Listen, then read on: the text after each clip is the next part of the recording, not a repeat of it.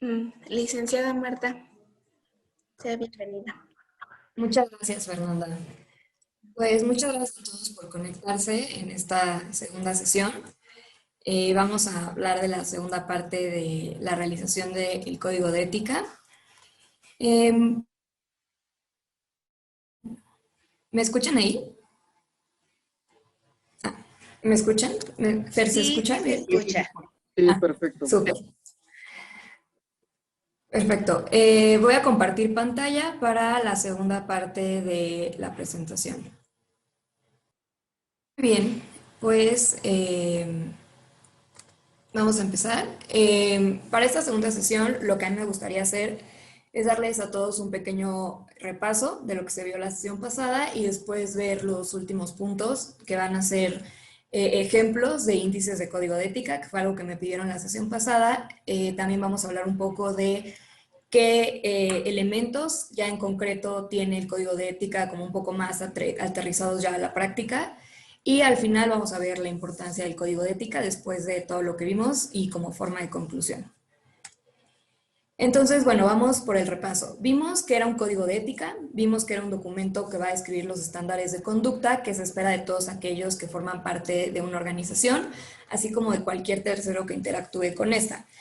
Ahorita que veamos los elementos en concreto de un código de ética, vamos a ver lo que es el ámbito de aplicación. Aquí vamos a poder conocer que muchas veces una organización puede elegir que el código de ética se restrinja a un certificado grupo, ya sea interno, puede ser que únicamente aplique para empleados, pero por regla general el código de ética va a establecer también qué se espera de conductas hacia terceros. Después vimos qué puntos debe de tocar el código de ética. Vimos que va a tocar puntos como la conducta honesta y ética que se espera de los participantes dentro de una organización. Vimos también que va a hablar del respeto por y entre colaboradores, voluntarios, los sujetos de asistencia y en general, como mencioné, cualquier persona que vaya a interactuar con la organización. Un código de ética también va a establecer elementos para la lucha contra la corrupción y el soborno, va a establecer qué se entiende por corrupción y soborno dentro de esta institución en específico, cómo puede aplicar y en qué ámbito se puede observar. También puede hablar de temas como la confidencialidad y la privacidad de datos, conflictos de intereses, clima laboral y procedimientos a seguir en caso de que ocurra alguna de estas situaciones. De igual forma, ahorita que entremos a detalle en la materia y veamos de los elementos del código de ética, vamos a ver que en la sección de procedimientos a seguir muchas veces se va a hablar también no solamente de qué pasa cuando alguien necesita hacer una sanción y por lo tanto se necesita examinar su caso, sino va a hablar también de procedimientos como por ejemplo qué pasa si los colaboradores no están de acuerdo con una sección del código de ética, qué pasa si los colaboradores tienen una mejor idea sobre cómo se puede mejorar el código de ética y la importancia de establecer procedimientos para todos esos tipos de supuestos. Vimos también cuál era la relación entre un código de ética y los valores fundamentales de una institución. Vimos que los principios de una institución van a ser todos estos valores, creencias y normas que van a orientar las decisiones y las acciones de una organización. Estos principios pueden incluir el compromiso con la excelencia, el respeto por la diversidad, la integridad, entre otros. No sé si recuerdan que la sesión pasada vimos que un ejemplo de un código de ética decía que el principio que va a regir la relación entre los colaboradores de una institución iba a ser el respeto por la diversidad. Y una vez que se establece ese principio, ya se establecían unas reglas mucho más específicas de cómo deben de comportarse las personas dentro de una institución. El código de ética lo que hace es que traduce los principios abstractos en pautas mucho más prácticas y tangibles que los miembros de la institución pueden seguir en su trabajo diario y va a proporcionar ejemplos mucho más en concreto de cómo los principios deben de manifestarse en situaciones específicas. La semana pasada también vimos un comparativo sobre las diferencias entre los principios y el código de ética, los principios siendo mucho más generales y abstractos y el código de ética siendo mucho más en concreto y adaptándose a las necesidades o al objetivo de la fundación correspondiente. Vimos que era una conducta ética y honesta, que se refería a la manera en la que una persona se comporta, basada en principios y valores que son considerados como moralmente correctos. Implicaba hacer lo correcto incluso cuando nadie esté mirando y seguir un conjunto de normas y estándares que promueven el bienestar de todos los involucrados. Vimos también que era la confidencialidad y los datos personales. La confidencialidad es un principio fundamental en el manejo de la información sensible dentro de cualquier información, y los datos personales se pueden considerar como cualquier información concerniente a una persona física que puede ser identificada o identificable. Vimos que los datos personales pueden ser desde el nombre y edad de una persona hasta datos mucho más sensibles, como si hubo algún cambio sexogenérico, algún dato ya que abarque la esfera mucho más privada de esa persona, si cuenta con alguna enfermedad mental, etc. Mencionamos también que el código de ética tiene que establecer qué información se va a considerar como confidencial, cómo se va a manejar esa información confidencial y ante qué personas se puede distribuir esa información confidencial o esos datos personales. Hablemos también un poco de lo que era el aviso privacidad, que era este aviso en donde se va a establecer justo todos estos temas. Qué información se va a recolectar, en dónde va a estar proporcionada y ante qué personas y por qué va a ser necesario distribuirla, y que en muchos casos, cuando no se cumple con este aviso de privacidad, las personas no solamente por el código de ética, sino por ley tienen un recurso para exigir una reclamación por la divulgación de datos personales. Vimos también que era la corrupción y el soborno. La corrupción la podemos entender como el abuso de poder o posesión de autoridad para obtener beneficios personales, financieros o políticos indebidos, a menudo a expensas del bienestar público o de los intereses legítimos de otros. Puede manifestarse en diversas formas, como el soborno, malversación de fondos públicos, nepotismo, tráfico de influencias, entre otros. Y el soborno va a ser un acto específico de corrupción que va a implicar el ofrecimiento, promesa, aceptación o solicitud de un beneficio indebido, generalmente dinero u otro tipo de ventajas, con el fin de influir el comportamiento de una persona en una posición de autoridad, poder y responsabilidad.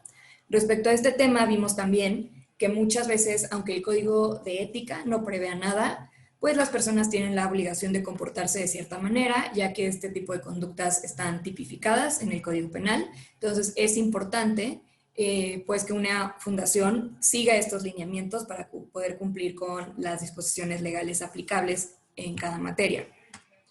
Vimos también que era un conflicto de intereses. Un conflicto de intereses va a ser el que se produce cuando los intereses personales, financieros o de otro tipo de un individuo van a entrar en conflicto con los intereses de la organización a la que éste pertenece o con los intereses legítimos de otra persona o partes interesadas.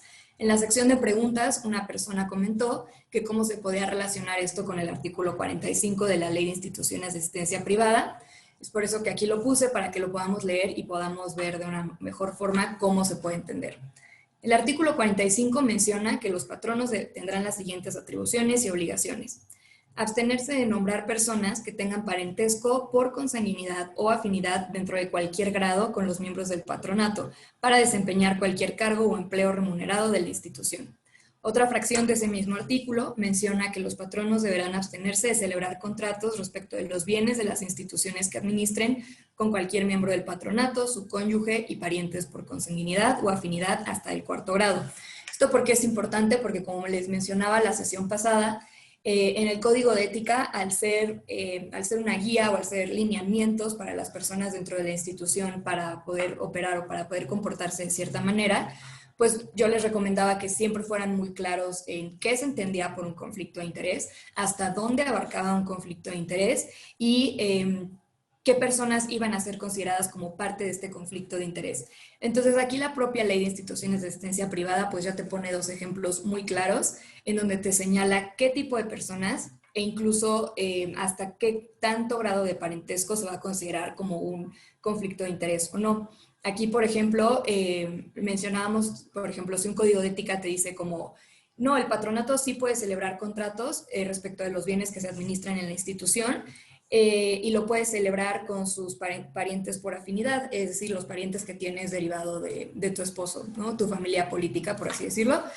Entonces, algún miembro de la organización puede decir como de, oye, está bien que diga esto el código de ética, pero la ley ya te dice que también abarca a los parientes por afinidad. Entonces, esa operación pues también estaría fuera de los lineamientos bajo los cuales la institución debe de operar, y de esta forma ir construyendo el código de ética con base también en los lineamientos legales. Ahora vamos a pasar a ejemplos de índices de códigos de ética. Les puse varios. Lo que quiero que vean en esta presentación es un poco la diversidad que puede tener un código de ética y que al final este puede ser tan complejo o tan simple como ustedes lo quieran. Como mencionábamos la clase pasada, al final de cuentas no hay una ley, no hay un reglamento que te diga como, oye, el código de ética tiene que tener 40 páginas, tiene que tener 4 capítulos y tiene que abarcar A, B y C. Entonces, aquí podemos ver diferentes ejemplos de cómo uno puede ser más elaborado que otro, pero al final lo importante es pues, que el código de ética cumpla con su finalidad, que va a ser dar estos lineamientos para operar dentro o fuera de la institución y que cubra los puntos más importantes para evitar que la institución caiga en algún incumplimiento legal, para que caiga también hasta en un tema reputacional. Yo he visto que muchas veces cuando las partes quieren contratar con empresas o con alguna otra organización, hacen una especie de una pequeña auditoría previa para ver si esa empresa o esa institución es óptima para operar y dentro de esa pequeña auditoría revisan mucho los lineamientos internos de ética. ¿Esto por qué? Porque le va a dar seguridad a la otra parte de que está contratando con una institución seria, con una empresa que cumple con todos los lineamientos legales, con una empresa que tiene procedimientos internos y externos para poder subsanar cualquier incumplimiento o para cuando se presente alguna conducta indebida de las ahí previstas. Entonces, si se pueden ver, del lado izquierdo tenemos un índice mucho más, pues un poco más elaborado. Y en el punto número 1 va a decir, el título va a ser el compromiso con la ética y la sociedad. Aquí lo que está haciendo es dar como una introducción a lo que va a ser el código de ética o por qué está estableciéndose el código de ética. Si alguna vez han visto alguna ley, cualquiera, no un código de ética, sino una ley ya general, siempre hay una parte que se llama exposición de motivos, en donde los legisladores van a establecer por qué existe esa ley, qué se busca con esa ley y cuáles son los motivos que llevaron a promulgar esa ley. Un poco, y a mucho menor escala y formalismo, pasa con un código de ética interno. Es importante poner por qué están haciendo este código de ética, qué se busca lograr con el código de ética. Esto porque todas las disposiciones del código de ética al final van a cumplir con la finalidad establecida al inicio de este documento y van a tener que ir orientadas en ese sentido. Entonces, en esta parte, en el punto 1, esta institución puso nuestro compromiso con la ética y la sociedad y va a poner una descripción de por qué esta organización está comprometido con la sociedad, con la ética y muchas veces aquí se ponen los valores fundamentales de las instituciones que hablábamos en la sesión pasada y hace un momento. Luego, el segundo punto, y que es algo que les comentaba al inicio de esta sesión, es a quién se dirige y a quién aplica. A quién se dirige generalmente es a los patronos, a los miembros de la institución, a las personas que son beneficiadas por esta, pero también se puede poner que va dirigida a los proveedores, a los terceros contratantes con esta, etc. Y si se dan cuenta, a diferencia del índice que está a la derecha, pues son bastante similares. A lo mejor escrito de diferente forma porque, les digo una vez más, al elaborar el código de ética, pues tenemos mucha libertad para hacerlo. Entonces, el índice de la derecha también te pone presentación, alcance, es decir, está presentando el código de ética, está señalando por qué se está estableciendo ese código de ética. Y en el punto 2 está estableciendo el alcance. ¿Qué alcance va a tener ese código de ética? ¿A quién aplica? Aplica a mí, que soy esposa de un miembro del patronato, pero yo no participo nunca en la institución y quiero que rija mi relación con mi esposo, pues tal vez no, pero sí va a regir mi relación con mi esposo en caso de que yo desee contratar o desee volverme proveedora de esa institución, entonces ya va a ser aplicable ese código de ética. Y ya después empiezan las diferentes formas en las que un código de ética va a poder ser redactado. En el caso de la izquierda, vamos a poder ver que va a hablar del patronato, va a hablar de una oficina de ética y cumplimiento, va a hablar de cero tolerancia a represalias, va a hablar de investigaciones y auditorías, va a hablar de un régimen disciplinario, va a hablar de actualización, aceptación y aprobación. Aquí va a establecer el procedimiento de cómo se va a actualizar ese código de ética, cómo va a ser su aprobación. Y esto es muy importante porque también la sesión pasada que veíamos las características de un código de ética, es que el mismo es modificable y el mismo se puede cambiar de tiempo en tiempo. ¿Esto por qué? Porque al final muchas veces cosas que consideramos como éticas o no, en un momento las podemos incluir, pero después cuando va pasando el tiempo y conforme a las actividades de la organización, pues vamos a ir viendo que también va a ser importante prever X y Y supuestos porque derivado de la práctica, pues nos dimos cuenta que en este tipo de situaciones se están presentando muchos sobornos y que no teníamos bien establecido qué se podía entender por soborno en ese tipo de casos en específico. Entonces, modificamos el código de ética. O también lo podemos modificar porque redactamos el código de ética y después uno de nuestros colaboradores se dio cuenta que el código de ética no preveía un supuesto previsto en ley, se dio cuenta que a lo mejor la manera en la que se reportaban los conflictos de intereses pues no eran prácticos y al final, como el código de ética va a servir para la organización, lo importante es que le sirva a los miembros de la organización. Es importante que los miembros de la organización puedan alzar la mano y decir que aquello que les está rigiendo no es lo más práctico o consideran que no está previendo todos los supuestos y el mismo se puede ir modificando de tiempo en tiempo. También, como les mencionaba en sesiones pasadas, pues un código de ética tiene que tener represalias. No tiene que tener, porque no es como que es forzoso, pero es recomendable que tenga porque es un medio coercitivo, es un medio que va a ayudar a las partes a saber que si hacen algo que es incorrecto, pues va a tener consecuencias, va a tener sanciones. Y ese tipo de sanciones ustedes las pueden determinar. Como también les mencionaba la sesión pasada, hay sanciones que pues ya están previstas en ley, en un código penal, e independientemente de que el código de ética lo prevea o no, pues al final es un delito y ya la persona tendrá que enfrentar las instancias legales correspondientes, pero en principio lo que busca un código de ética es de qué forma podemos hacer que se cumplan nuestras disposiciones y hacer que efectivamente haya una observancia del mismo dentro de la institución y para con terceros.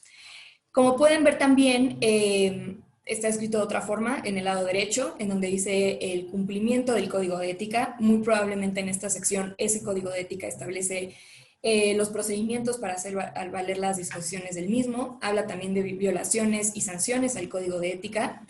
Habla de cómo se debe esperar la conducta o cómo debe ser una conducta dentro del trabajo. Y del lado izquierdo, por ejemplo, aquí habla de la lucha contra la corrupción, del conflicto de intereses, acá en el punto 15. Entonces va a ser muy importante, en el índice ustedes van a ir poniendo primero la presentación, qué es el código de ética, por qué lo están haciendo, cómo es compatible con los valores de la institución. Lo más recomendable es que el segundo punto sea a quién se dirige y qué alcance va a tener este, y ya después pueden ir punto por punto hablando de los temas pues que vimos la sesión pasada, de protección de datos, de prevención de la corrupción, de qué va a ser un conflicto de intereses, cómo debe ser la relación entre colaboradores, con terceros, etc. Las sanciones, medidas, procedimientos y demás. Aquí les puse otro ejemplo. Este es un índice de otro código de ética, pues incluso un poco más detallado que los otros dos que vimos. Como pueden ver, también habla primero de la introducción, finalidad, ámbito de aplicación. Aquí este índice me gustó que tiene la interpretación del código de ética. Esta sección, a mi punto de vista, es muy recomendable. ¿Por qué? Porque al final un código de ética va a ser como una especie de ley. Va a ser algo que a lo mejor habla en un lenguaje mucho más formal o en un lenguaje mucho más serio, que a lo mejor no todas las personas que colaboran con la institución tienen la obligación de conocer ese tipo de lenguaje. Entonces, la forma en la que se puede interpretar ese código de ética o qué pasa si a lo mejor una norma que está en la primera sección de conflicto de interés se contradice con otra sección que está en la parte de soborno del mismo código de ética, cuál de las dos prevalece, qué se puede hacer ante una contradicción de normas. Entonces, eso va a ser muy importante también establecer. Al final, y a lo mejor suena un poco repetitivo, pero lo importante es que el código le sea útil a la institución, a la organización. Entonces, ustedes pueden ir poniendo todos los elementos que sean necesarios para que este código de ética sea útil y su aplicabilidad no sea difícil. Otro tema muy importante, y hablando ahorita en el tema de ámbito de aplicación y de cómo debe ser el código de ética, es que si se dan cuenta, todos estos códigos de ética, yo los encontré en internet. Diferentes fundaciones los ponen en sus páginas para que terceros que trabajen con ellos los conozcan. Esto no es forzoso y muchas veces hay instituciones que pueden elegir por hacer sus códigos de ética privados. A lo mejor porque únicamente aplica para los miembros o de forma interna a la institución y por esa razón solamente las personas que se encuentran dentro de la institución van a tener la obligación de conocerlo, o por alguna cuestión de privacidad deciden que no está en internet y que solamente se les va a distribuir cuando los proveedores llegan a contratar con ellos, cuando reciban algún donativo, cuando una persona entre a colaborar con ustedes. Eso todo ustedes lo deciden. No es obligatorio que su código de ética esté en internet visible para todo el mundo.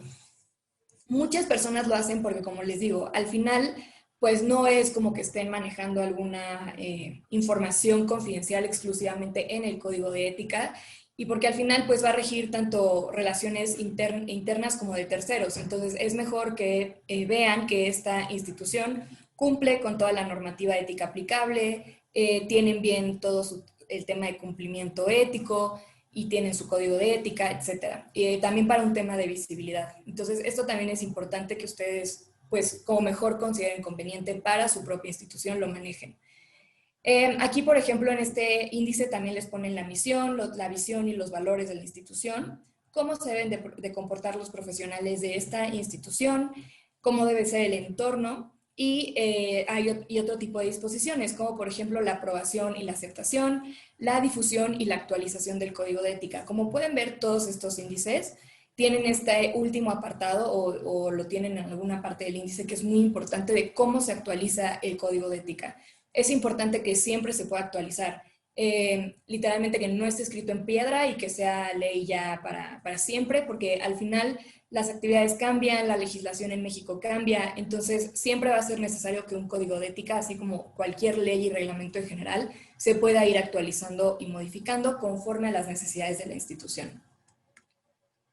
Entonces, una vez que ya vimos ejemplos del código de ética, vamos a hablar un poco ya mucho más en concreto de los elementos del código de ética, que al final va a ser un poco lo que ya platicamos y como lo vimos ya en los ejemplos de los índices, pero con mucho mayor detalle. Entonces, bueno, empezamos por el objetivo, como les mencioné. ¿Qué queremos lograr con el código de ética?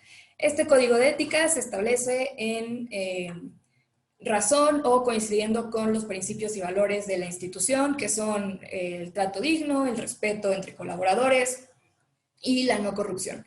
Entonces, de ahí podemos ver que todo el código de ética va a estar redactado siguiendo ese objetivo o siguiendo ese principio. Y eso es importante porque incluso puede ayudar al momento en el que queramos interpretar una norma del código de ética. Si a lo mejor una norma no está de forma tan clara redactada y tú como lector o como persona que va a interactuar con esa organización quiere interpretar esa disposición, tú ya tienes el lineamiento que se estableció en el objetivo, que este código de ética se redactó porque se busca el trato digno de las personas, que es uno de los principios fundamentales de la organización. Entonces tú ya al momento de interpretar esa norma, la vas a interpretar en ese sentido, buscando siempre el trato digno de la persona. El ámbito de aplicación, como les mencioné, es lo que define quiénes van a estar sujetos a las disposiciones del código y en qué contexto se van a aplicar las normas. El ámbito de aplicación puede variar según la naturaleza y los objetivos de la organización que va a emitir el código. Por lo general, incluye a todos los miembros de la organización, como patronos o empleados, pero también puede extenderse a otras partes interesadas o que tengan una relación significativa con la organización, como los beneficiarios o los proveedores de la misma. E incluso ustedes pueden decir hasta qué punto o hasta qué personas este código de ética se tiene que aplicar.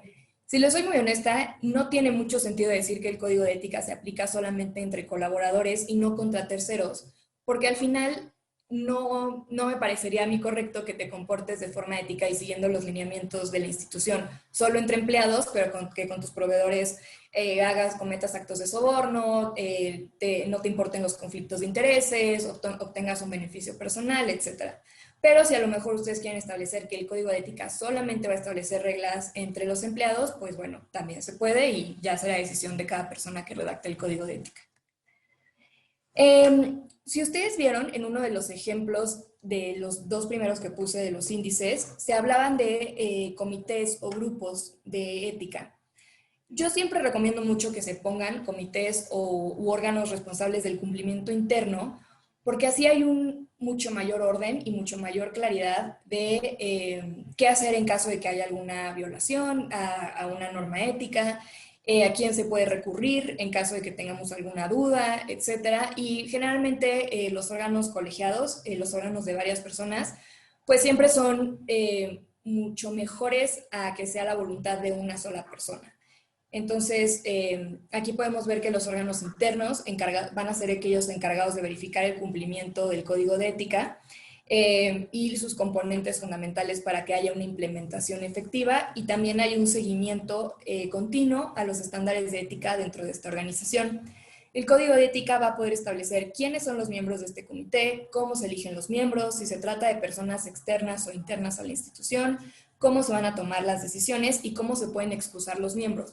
Porque muchas veces si elegimos como, bueno, vamos a tener un comité de ética que van a ser Juan, Pedro y Luis. Pero Juan, Pedro y Luis también son colaboradores dentro de la institución y también puede ser que lleguen a cometer una falta ética o a no cumplir con algún lineamiento. Y entonces alguien más alza la mano, denuncia esta situación ante el comité de ética.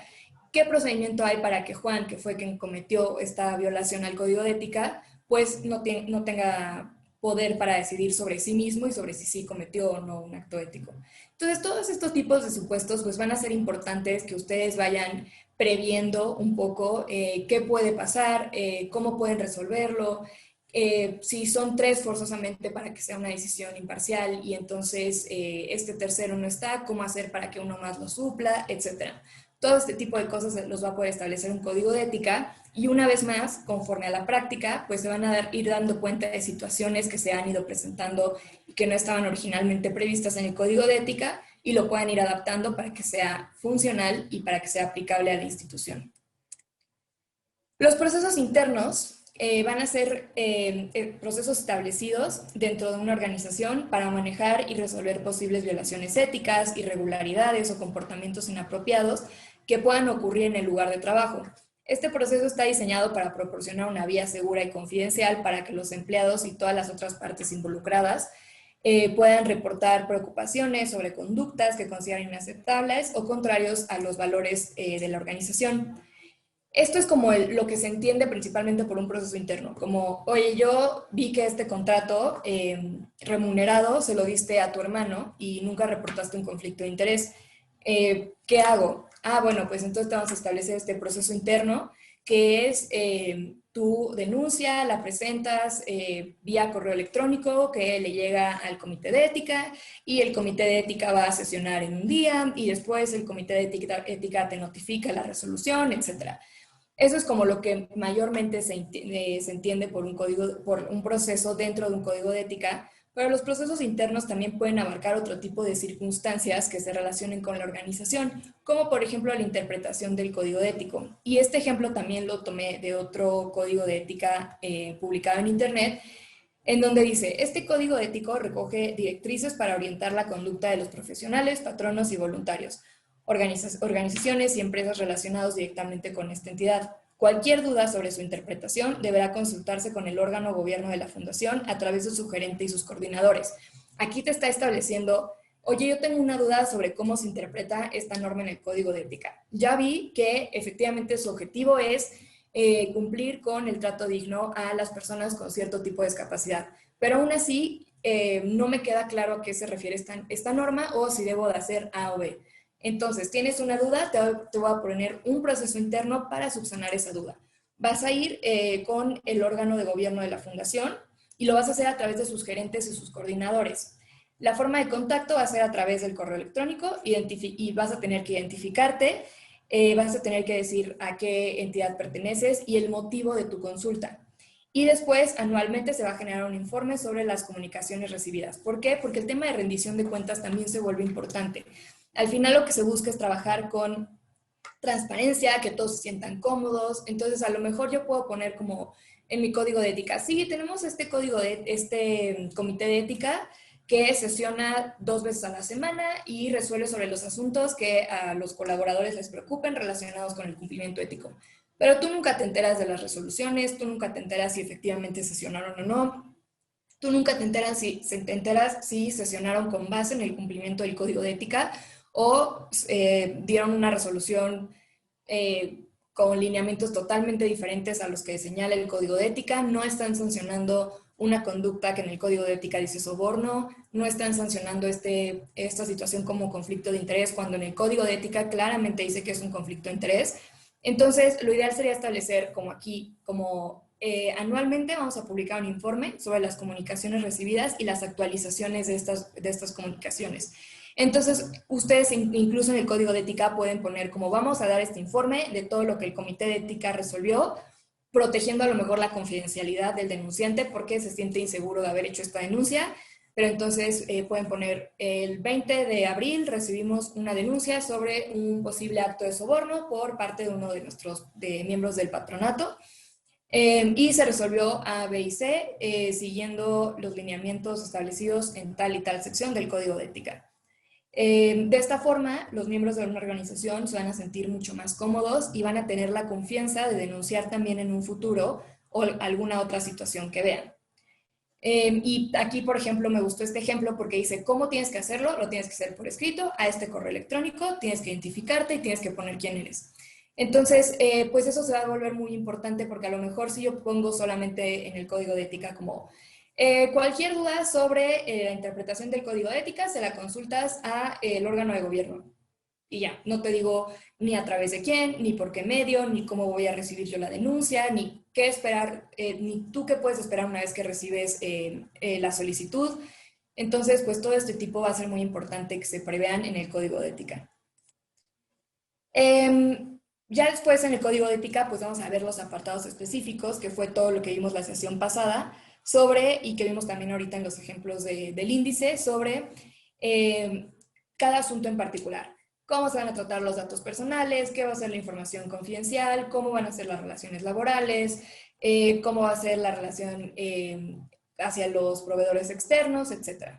Y también el apartado de sanciones, que como les mencionaba, a mi punto de vista resulta muchas veces necesario, no forzosamente como una sanción de, te vamos a cobrar 10,000 pesos por cada violación y te corremos y ponemos un letrero de tu cara afuera para que todos vean que eres una persona poco ética, no. Pero pueden ser simplemente las consecuencias que van a haber para aquellos individuos que violen las normas y los principios que están en el código.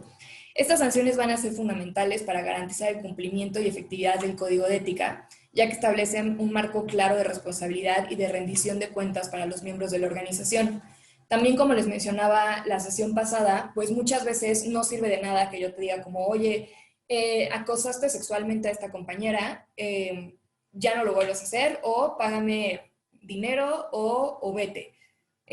Porque al final muchas veces ese tipo de cosas no sé si se pueden resolver al 100%, pero es muy importante que ese tipo de personas reciban una educación o entiendan por qué lo que hizo está mal, que a lo mejor para él lo que hizo no era un tema de acoso y si fue. Entonces, muchas veces las sanciones pueden incluir como actos remediativos, conferencias, pláticas, cursos, para que esa persona, independientemente de que ya no trabaje en la institución, pues no vuelva a cometer este tipo de conductas, ya que es un poco un deber con la sociedad pues reparar este tipo de cosas o de situaciones. Y por último, y con base y un poco a forma de conclusión y recopilando un poco todo lo que hemos visto, vamos a hablar de la importancia del código de ética, porque es importante que cada institución cuente con uno. Y ahorita que leamos la importancia del mismo, se van a poder dar cuenta pues que a lo mejor hasta suena repetitivo porque son cosas que hemos estado platicando desde un punto de vista pues mucho más práctico del código de ética. Primero porque va a establecer normas y expectativas. Un código de ética va a definir claramente los principios y los estándares éticos que se espera de todos los miembros que todos los miembros de la organización sigan en su comportamiento y toma de decisiones. Esto les va a dar a todos una guía clara sobre lo que se va a considerar aceptable o lo que no va a ser aceptable en términos de conducta ética. Vuelta a lo mismo, no todos van a llegar a la institución sabiendo lo que es un conflicto de interés, sabiendo lo que es un soborno, sabiendo lo que es algún acto de corrupción, sabiendo lo que es actuar de forma poco ética. Entonces, las personas, los colaboradores, terceros que interactúen con la institución, al momento de leer el código de ética, van a tener una mayor idea o van a saber qué se espera de su actuar y establece las expectativas del mismo. E incluso muchas veces a lo mejor un proveedor lee su código de ética y dice como, no, pues yo no quiero trabajar con esta institución que considera que si me dan dinero por afuera está mal, porque pues yo creo que eso no está mal. Bueno, pues ya será tu decisión no trabajar con nosotros, pero yo ya te establecí a ti las expectativas de esta institución y lo que esperamos también de ti para operar de esta forma. Protege también la reputación y la credibilidad de la institución. Como les mencionaba al inicio de esta plática, muchas veces cuando otro tipo de proveedores quieren trabajar o quieren participar en una especie de licitación, etcétera, se hace una pequeña auditoría inicial y muchas veces en esta auditoría inicial una gran parte de la misma es cómo está esta institución en temas de cumplimiento ético. ¿Tiene un código de ética? ¿Qué tan extenso es? ¿Prevé todos los opuestos? Entonces, el código de ética va a ayudar a proteger la reputación y la credibilidad de una organización al prevenir escándalos, conflicto de intereses, comportamientos poco éticos que podrían dañar su imagen pública y su posición en el mercado. Yo sé que a lo mejor este concepto se puede entender más como en alguna empresa multinacional que busca escalar en el mercado y ser la mejor. Pero crean o no, también en una fundación, en una institución, que a lo mejor su fin no es ser la empresa, que obviamente su fin más bien no es ser la empresa más rica aquí en Estados Unidos, pues aún así es importante que ustedes demuestren que son una fundación que actúa de acuerdo con sus principios, que tiene estándares y expectativas de sus proveedores y de los terceros que interactúan con la misma. Y más allá de un tema de posicionamiento de mercado, nos tomamos tan en serio nuestro trabajo y es tan importante lo que hacemos, que lo hacemos de la mejor forma posible y estamos cumpliendo con expectativas y normas éticas, lo cual resulta fundamental no solo en una organización o en una fundación, sino también en cualquier tipo de organización humana. Siempre hay mínimos de conducta que se deben de respetar. Fomenta la responsabilidad y la rendición de cuentas. Un código de ética va a establecer un estándar de responsabilidad y rendición de cuentas para todos los miembros de la organización. Va a ayudar a garantizar que se asuma responsabilidad por las acciones y decisiones tomadas y que se enfrenten las consecuencias de violaciones éticas. Por eso también les mencionaba el tema de procedimientos claros, de establecer un comité de ética, de establecer sanciones, porque esto va a fomentar justo que las personas sepan que sus actuares tienen consecuencias y que va a ser importante la rendición de cuentas respecto de las mismas.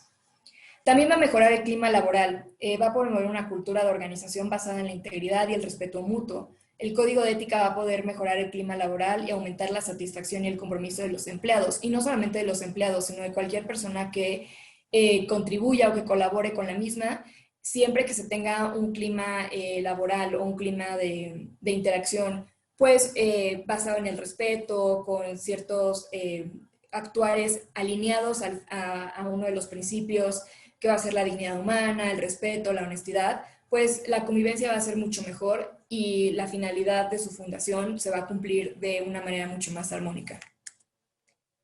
Y bueno, estos eran los puntos que yo tenía previsto hablar hoy en esta sesión. No sé si alguien tenga alguna duda o comentario. No he visto el chat, pero pues adelante, Fer, no sé si quieran leer alguna pregunta o algo. Por el chat no tenemos preguntas, pero si alguien desea encender su micrófono para hacerle una pregunta a la licenciada Marta, puede hacerla en este momento. Así que adelante. Buenos días. De la Escuela Libre de Homeopatía de México, Magdalena García. Una pregunta es, ¿este código de ética o este tipo de cursos o de pláticas que nos hacen favor de presentarnos y de darnos, cuánto tiempo tiene que se instauró? ¿Hablamos solamente de este año o de años pasados? O sea, no sé, 2020, 2021, 2022, siempre han existido. Nosotros somos una nueva administración y bueno, estamos muy interesados en todo lo que nos expone la Junta. Nos da, porque es una forma de darnos más conocimiento. Pero mi pregunta es esta, ¿siempre se han aplicado o siempre ha habido este tipo de cursos? Y si todavía esta institución no cuenta con un código de conducta o un manual de conducta, en algún momento, no sé, lo requerirán en el cuestionario de cumplimiento, no sé. Ay, muchas gracias por tu pregunta. Pues la verdad es que el código de ética no empezó como algo que, dijéramos, el 13 de abril del 2020 salió una nueva ley y estableció la obligación de tener un código de ética. Son más bien, yo lo diría como buenas prácticas que se han tenido, pues la verdad, desde siempre. Lo ideal es que muchas instituciones lo han tenido desde que se forman, para establecer las formas en las que se van a dirigir entre los miembros y con externos. No pasa nada si... Siento que últimamente, sobre todo en los últimos años, se escuchan mucho más, no solamente en instituciones, sino a nivel como también empresarial, porque ya se tiene mucho más acceso, por ejemplo, a lineamientos éticos que tienen empresas americanas, por ejemplo. Entonces, muchas veces, y esto ya a lo mejor mi respuesta va un poco más al sector empresarial, no tanto a instituciones, pero para que te des, por ejemplo, una idea, muchas empresas americanas sí tienen leyes que establecen la obligación de tener un código de ética. Entonces, al momento de querer contratar con una empresa mexicana, les piden que tengan los mismos niveles de cumplimiento ético que ellos tienen. Entonces, obligan un poco a las empresas mexicanas a tener ya toda esta normativa ética bien establecida. Ahora, en el caso de las instituciones, no creo que esto suceda, por ejemplo, sin embargo, es una muy, muy buena práctica. Eh, es un recurso es un recurso con el cual la institución va a funcionar de mucho mejor manera. ¿Y qué pasa si no cuentas ahorita con un código de ética? No pasa nada. Para eso se imparten este tipo de cursos. Aquí incluso Eduardo Ramírez menciona que antes de la pandemia los talleres se daban de manera presencial y se realizaban en Coyoacán. Entonces, pues sí, o sea, para eso se dan este tipo de cursos. Entonces, lo importante es que constituyan su código de ética. Y no tanto porque los van a sancionar si no tienen el código de ética, pero es un beneficio para ustedes y para los colaboradores dentro de la misma fundación y para los terceros con los que trabajan. Van a ver que una vez que tengan un código de ética y que tengan reglas mucho más claras sobre cómo deben de operar las personas y cómo se deben de manejar, la finalidad de la fundación va a ser, se va a cumplir de una manera mucho más armónica, mucho más sencilla, no se van a presentar situaciones conflictivas y si se presentan van a tener una forma válida, una forma eficiente de resolverlas.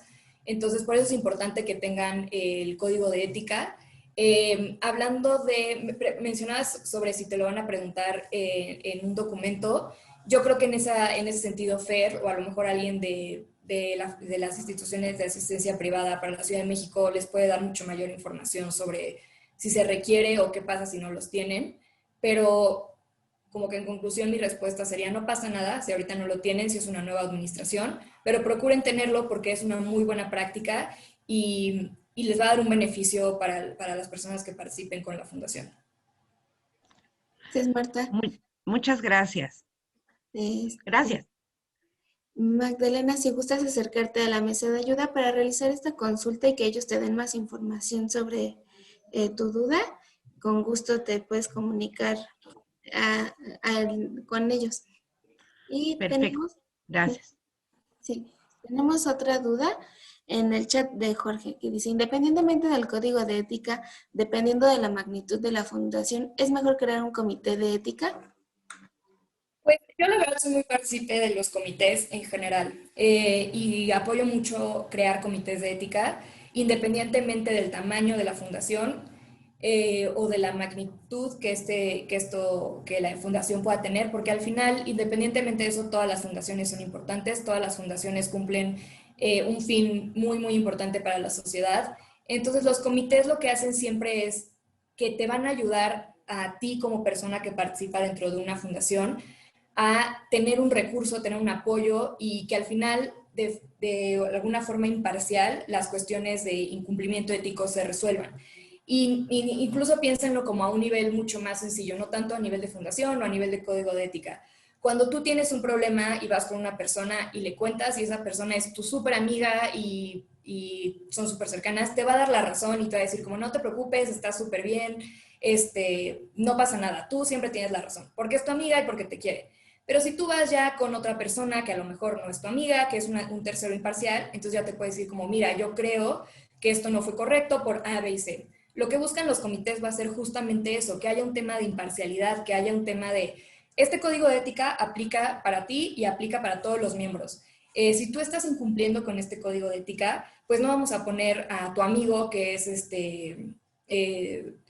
tu conocido para resolver este tema. Vamos a ir con un comité que en teoría tiene que ser imparcial y va a resolver sobre esta cuestión en específico. Y por eso también les mencionaba que es muy importante establecer procedimientos para oye, lo voy a alzar al comité de ética, pero resulta que en el comité de ética está el que es mejor amigo de la persona que yo creo que cometió una violación ética. ¿Qué pasa en ese momento? ¿Cómo podemos hacer que esa persona se excuse de resolver? ¿Cómo podemos hacer para que efectivamente la resolución que dé el código de ética sea imparcial y en cumplimiento con las normas éticas de la institución? Gracias, Marta. Tenemos un comentario que dice, ay, un momento, por favor, que dice, de hecho, el código de ética se analiza antes de la misión y visión de la institución para complementarlo con los valores de la misma. Exacto, por eso es muy importante que tengan el apartado inicial en donde hablen sobre qué busca este código de ética, qué principios va a seguir y como menciona Eduardo, es muy importante si pueden poner misión y valor porque todo eso va a indicar cómo se debe interpretar el código de ética o se puede ver de mejor forma por qué están esas disposiciones del código de ética. Gracias, Marta. No sé si alguien más tenga alguna duda o pregunta que la quiera colocar por medio del chat o bien encendiendo su micrófono para preguntarle directamente a la licenciada. Ok. Bueno, les dejé por medio del chat el teléfono y la extensión de la mesa de ayuda para que puedan resolver sus dudas. Y también les estoy dejando un link para que nos puedan hacer el favor de contestar una encuesta de evaluación para saber si estos cursos son de su agrado. Por lo mientras me voy a permitir compartir la pantalla para hacer la entrega del reconocimiento a la licenciada Marta Corral Rodríguez por su participación en la actividad de capacitación, elaboración del Código de Ética, Conducta, firma la licenciada Arlet Ruiz Mendoza, directora de programas asistenciales. Marta, este reconocimiento te lo haremos llegar vía correo electrónico. Muchas gracias, Fernanda, y gracias a todos los que se conectaron y ojalá les haya servido esta pequeña plática.